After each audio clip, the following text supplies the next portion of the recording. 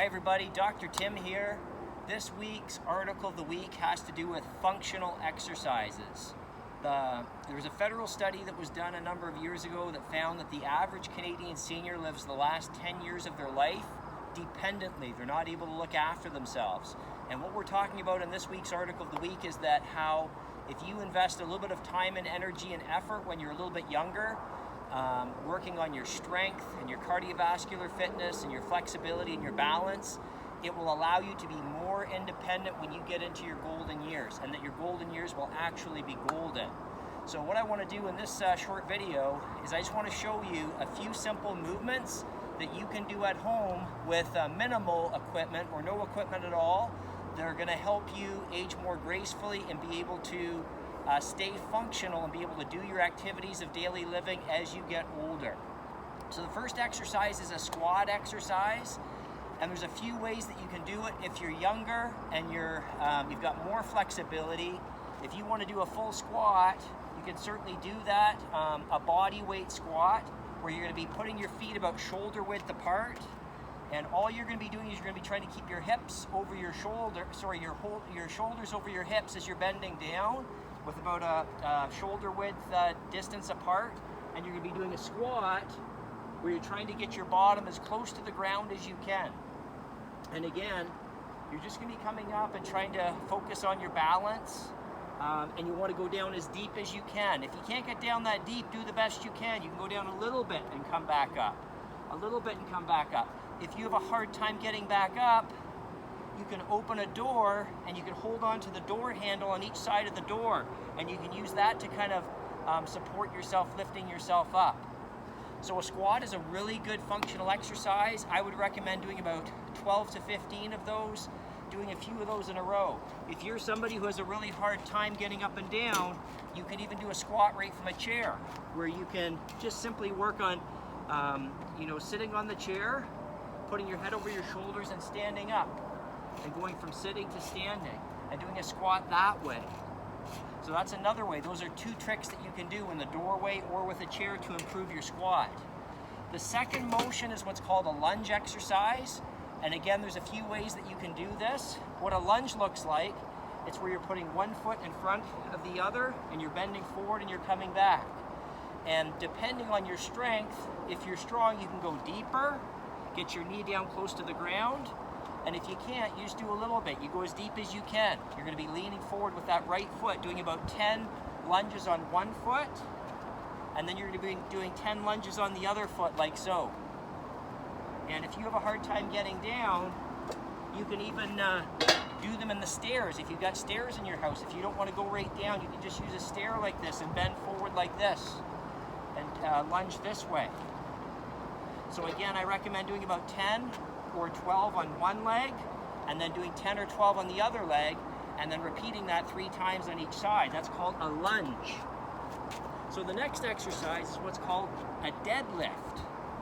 So what a deadlift looks like, it looks a little bit like the squat where you're bending over, but this is really good. It helps you be able to pick things up off the floor when you get older. Some people have a hard time doing that. So what a deadlift looks like, you can do it with weight or without weight. I'm going to do it with weight, and you're going to take a couple of dumbbells, or you can take soup cans or water bottles, whatever you've got around, and all you're going to do with a deadlift is you're going to bend forward and go down as close to the ground as you can, and then you're going to straighten up.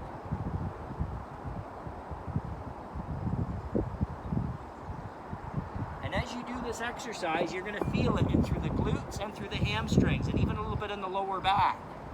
If you have a hard time bending right down to the floor, you can put that weight on something that's a little higher up, like so.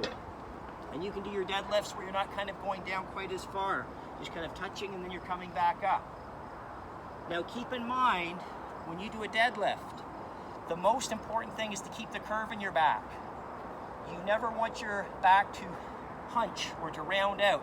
You want to keep the curve in your back as you're bending forward. And if your back starts to do this, you're more likely to strain your back. So keep that curve in your back, tighten your tummy muscles when you're doing a deadlift. The next exercise I want to show you is we're going to do a push and a pull in this series. I want to show you a bent over row.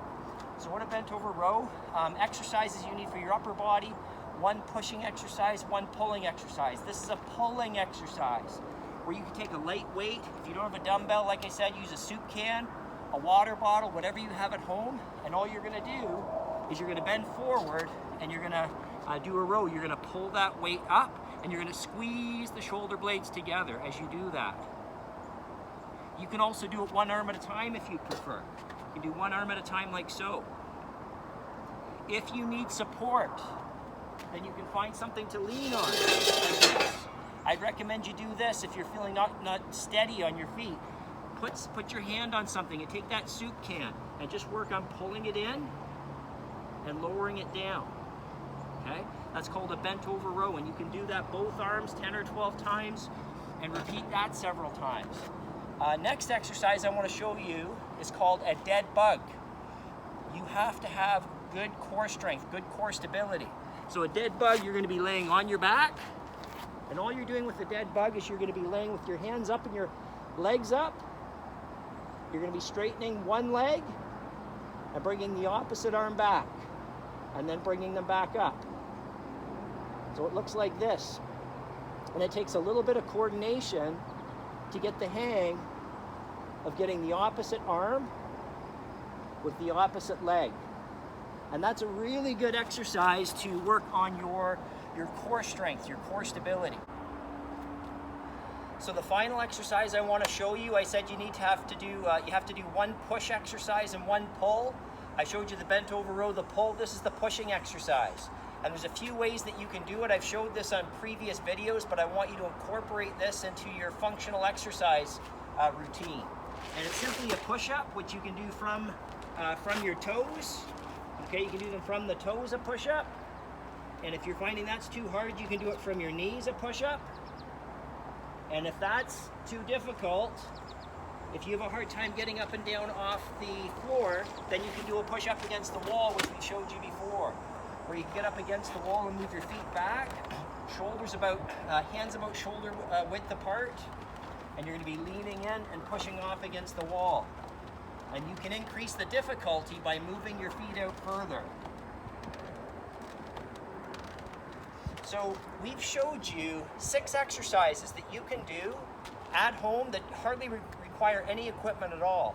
And if you do these exercises a little bit every day, or even 4 or 5 days a week, these are the kind of exercises that are going to allow you to do the things that you want to do when you get older to help you maintain your independence.